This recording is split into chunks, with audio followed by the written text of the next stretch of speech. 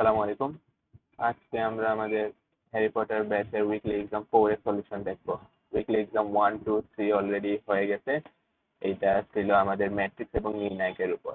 অর্থাৎ আমরা 3 সপ্তাহে ম্যাট্রিক্স এবং নির্ণায়ক চ্যাপ্টার কমপ্লিট করে 3 সপ্তাহেই ম্যাট্রিক্স এবং নির্ণায়কের উপর এমসিকিউ এক্সাম নিয়েছি উইকলিতে। এখন উইকলি এক্সাম 4 যেটা হবে আমাদের সরলরেখা চ্যাপ্টারের উপর। সরলরেখা চ্যাপ্টার 3.A, মানে 3.A অলরেডি আমাদের শেষ হয়ে গেছে, বর্তমানে আমাদের 3.B চ্যাপ্টারটা চলতেছে। তো আমরা চলো শুরু করি উইকলি এক্সাম 4 এর সলিউশনটা দেখা।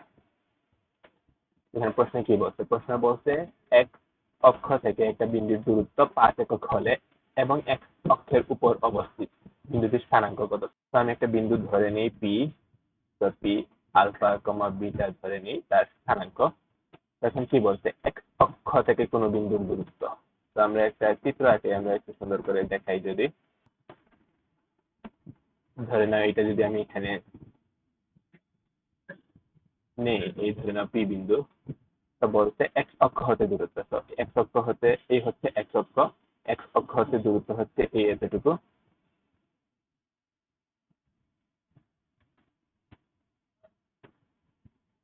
এক্স অক্ষ হতে দূরত্ব বলছে এইটা বলছে 5 একক হলে এবং এক অক্ষের উপর অবস্থিত। আচ্ছা, এই প্রথমটা নিয়ে আমরা কাজ করি। একটি বিন্দুর দূরত্ব 5 একক, অর্থাৎ এই যে 5 একক, তো এক অক্ষ হতে দূরত্ব কি? বিটা না? তাহলে বিটা ইকুয়ালস টু 5। এটা কি হবে? না, দেখছিলাম এটা মডুলাস অফ বিটা হবে, কারণ এটা দূরত্ব যেহেতু বলতেছে, তো এটা মডুলাস অফ বিটা হবে। তো বিটা ইকুয়ালস হবে +-5। এখন কি বলছে? এখন বলছে এক্স অক্ষের উপর অবস্থিত। আমরা জানি আবার এক্স অক্ষের উপর যদি অবস্থিত হবে, না এখানে অবস্থিত, এক্স অক্ষের উপর অবস্থিত হইলে কিন্তু ওয়াই জিরো, মানে পুটি জিরো, তার মানে বিটা জিরো। আবার এখান থেকে পাচ্ছি বিটা আবার +-5। তার মানে এটা কি পসিবল? না, এটা পসিবল না। তো এটা আনসার হচ্ছে অনির্ণেয়। এটা তোমাদের স্লাইডে পড়ানো হচ্ছে, এখানে জাস্ট ওয়াই অক্ষ ছিল, এটা এক্স অক্ষ বানিয়ে আমি এক্সামে দিয়ে দিছি। তো এটা তোমরা অনেকেই এটা এ আর বি আনসার দিছো, বাট এটা কারেক্ট আনসার না। স্লাইড থেকে যারা দিচ্ছে তারা এ বি দিচ্ছে, আর যারা পরে দিচ্ছে একজন ফুল মার্কস পেয়েছে, ও অনির্ণয় দিছিল না। সেই ম্যাথ, এই ম্যাথ কি বলছে? এই ম্যাথ এই টাইপের। তো আমি আবার চিত্রটা আঁকে ফেলি। আলফা কমা বিটা ধরলাম এই কি। হ্যাঁ, এখন আবার চিত্র আঁকাই। হ্যাঁ, এই বিন্দুটা আমি নিয়ে নেই, আলফা কমা বিটা বললাম এই বিন্দু। তো বলছে কি ওয়াই অক্ষ থেকে একটি বিন্দুর দূরত্ব 5 একক। এই হচ্ছে ওয়াই অক্ষ, ওয়াই অক্ষ হতে দূরত্ব হইতেছে এইটা।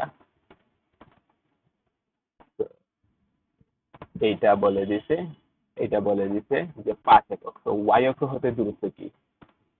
এই ভুজ না, তাহলে ভুজের মডুলাস ইকুয়াল হবে 5, তার মানে আলফা ইকুয়াল হবে +-5। এবং কি, এবং বলছে এক্স অক্ষের উপর অবস্থিত। এক্স অক্ষের উপর অবস্থিত মানে কি? তার ওয়াই জিরো। তার মানে বিন্দুটা এক্স অক্ষের উপর অবস্থিত হইলে বিন্দুটা এইখানে না, বিন্দুটা হবে এইখানে। তার মানে এক্স অক্ষের উপর অবস্থিত হইলে ওয়াই জিরো, তার মানে বিটা ইকুয়াল টু 0। তার মানে এটার আনসার হবে +-5, 0। এটাও কারেক্ট, এটাও কারেক্ট, তার মানে এ এন্ড বি কারেক্ট আনসার। এখন কি বলছে? ওয়াই অক্ষ এবং এই বিন্দু থেকে এই বিন্দুর দূরত্ব সমান হলে এ এর মান নির্ণয় করো। বলছে ওয়াই অক্ষ হতে এই বিন্দুর দূরত্ব আর 8.2 এই বিন্দু হতে আবার 5, এ বিন্দুর দূরত্ব সমান। তার মানে ওয়াই অক্ষ হতে এই বিন্দুর দূরত্ব, এখানে এই ওয়াই অক্ষ ধরলাম, ওয়াই অক্ষ হতে এই বিন্দুর দূরত্ব কি? ওয়াই অক্ষ হতে দূরত্ব কিন্তু এক্স, তার মানে এটা হবে ওয়াই অক্ষ হতে দূরত্ব হবে 5। আর এই বিন্দু হতে এই দুইটা বিন্দুর মধ্যে দূরত্ব কি? এটা তো আমরা সূত্রে জানি। সূত্র হচ্ছে 8 - 5 whole square plus 2 - a whole square. আর বলছে কি এই দুইটা দূরত্ব সমান, তার মানে এটা ইকুয়ালস টু মডুলাস অফ 5। এখন আমরা উভয় পাশে যদি বর্গ করে দেই, বর্গ করে এটাও যদি আমরা ক্যালকুলেট করি, এটা আসবে 9 plus 4 minus 4a plus a square, এটা বর্গ করলে হবে 25। তো যে ইকুয়েশনটা দ্বারা ইকুয়েশনটা হচ্ছে a square minus 4a minus 12 equal to 0। তো ক্যালকুলেটর দিয়ে a এর ভ্যালু যদি আমরা হিসাব করি, a এর ভ্যালু আসবে 6, -2। তো এখানে আনসার গুলোর মধ্যে এটাই হচ্ছে কারেক্ট আনসার। আমরা যে পরের ম্যাথে বলছে এই যে বিন্দু, একে পোলারে প্রকাশ করতে হবে। তো পোলার কি? আর কমা থেটা আকারে প্রকাশ করতে হবে। আর কি? আর হচ্ছে √/, x square plus y square. x হচ্ছে 1, y হচ্ছে -3, তো এটা যদি ক্যালকুলেট হবে √10। আর থিটা কি হবে? থিটা হবে এটা, দেখো এটা প্লাস, তার মানে x অক্ষ বরাবর পজিটিভ, y অক্ষ বরাবর নেগেটিভ, তার মানে চতুর্থ চতুর্ভাগে। তো চতুর্থ চতুর্ভাগে আমরা কি শিখছিলাম? চতুর্থ চতুর্ভাগে শিখছিলাম সেটা হবে -tan inverse modulus of y divided by modulus of x। তো এটা ক্যালকুলেট করলে आंसर আসবে -71.56, যেটা आंसर হচ্ছে 3 নাম্বারটা। এখন যাই পরের ম্যাথে। এখানে কি বলছে? কিউ বিন্দুর বুধ 4, y অক্ষ হতে কিউ বিন্দুর দূরত্ব x অক্ষ হতে দূরত্বের দ্বিগুণ হলে p বিন্দুর স্থানাঙ্ক। সরি, এখানে কিউ হবে, কিউ। এখানে প্রশ্নে কি বলছে? প্রশ্নে বলছে কিউ বিন্দুর বুধ 4, তাহলে বিন্দু কিউ নিলাম, কিউ বিন্দুর বুধ হচ্ছে 4, তাহলে পুটির ধরে বিটা। এখন বলছে কি? বলছে y অক্ষ হতে কিউ বিন্দুর দূরত্ব। একটু আগে আমরা চিত্র দেখছিলাম, চিত্রে আমরা বুঝতে পারছিলাম যে y অক্ষ হতে দূরত্ব হচ্ছে x, তো এখানে x কি? x হচ্ছে 4, তো মডুলাস অফ 4 যেহেতু দূরত্ব আছে, তো y অক্ষ হতে কিউ বিন্দুর দূরত্ব, x অক্ষ হতে দূরত্ব আছে, x অক্ষ হতে দূরত্ব কি? বিটা। তো বিটা যদি আমরা নেই, বিটা হচ্ছে মডুলাস অফ বিটা। এখন x অক্ষ হতে এর দূরত্ব এর দ্বিগুণ, মানে y অক্ষ হতে যে দূরত্বটা ছিল x অক্ষ হতে এর দূরত্বের দ্বিগুণ, মানে x অক্ষ হতে দূরত্ব হচ্ছে এটা, এটার দ্বিগুণ হচ্ছে y অক্ষ হতে দূরত্ব। তো এই দুটা ইকুয়াল হবে। তো এখন কি? এখন মডুলাস অফ 4 হচ্ছে 4, এন্ড 2 ইনটু বিটা, তো মডুলাস আছে, তো এখানে মডুলাস অফ বিটা হবে 2, তাহলে মডুলাস তুলতে হলে বিটা ইকুয়াল টু হবে +-2। তো এটার কারেক্ট आंसर হবে 4, +-2, যেটা হচ্ছে এই লাস্টেরটা। এখন আসি এই ম্যাথে। এখানে কি বলছে? পি বিন্দুর পুটি -6, তো ধরলাম পি, এখানে পুটি দিয়ে দিচ্ছে -6, তো ভুজ ধরে নিলাম আলফা। বলছে কি y অক্ষ হতে পি বিন্দুর দূরত্ব, তো y অক্ষ হতে পি বিন্দুর দূরত্ব কি? x, x কি? এটা y অক্ষ হতে পি বিন্দুর দূরত্ব, এটা x অক্ষ হতে দূরত্ব, x অক্ষ হতে দূরত্ব কি? y, x অক্ষ হতে দূরত্ব হবে এটা মডুলাস x অক্ষ হতে দূরত্ব এর অর্ধেক, মানে আগের যে দূরত্ব, মানে y অক্ষ হতে যে দূরত্ব তা x অক্ষ হতে দূরত্বের অর্ধেক, তো অর্ধেক দিলাম। তো এখানে কি হবে? Modulus of alpha equals to হবে 3, তার মানে আলফা ইকুয়ালস টু হবে +-3, তো +-3, -6, তো +-3, -6, এটার आंसर হলো লাস্টের। নাকি এইটাই বলছে এটি পোলার স্থানাঙ্ক নাকি কার্টেসীয় স্থানাঙ্ক। এখানে দেখো, এখানে একটা মান দেয়া আছে, আরেকটা দেয়া আছে 90, সি দেয়া আছে সাথে। এখন সি মানে কি? কোনো কিছুকে রেডিয়ানে প্রকাশ করতে হইলে তোমরা 9, 10 জেনে এসেছো। ধরে নাও আমরা এখানে যদি 2√3, π/2 দিতাম, তাহলে এটা কি বুঝাইতো? এটা 90 ডিগ্রি বুঝাইতো না? এখানে আসলে এটা আছে কিসে? এটা কিন্তু আছে রেডিয়ানে, তার মানে এখানে পাই দিয়ে আছে, এখানে উপরে সি আছে, এটা কোনো কিছু না দিলেও চলে। তো আমরা এখানে কি করছিলাম? 90 সি দিছিলাম। তো এই যে 90 সি, এখন এইটাকে তোমরা ডিগ্রিতে প্রকাশ করতে হলে কি করতে হয়?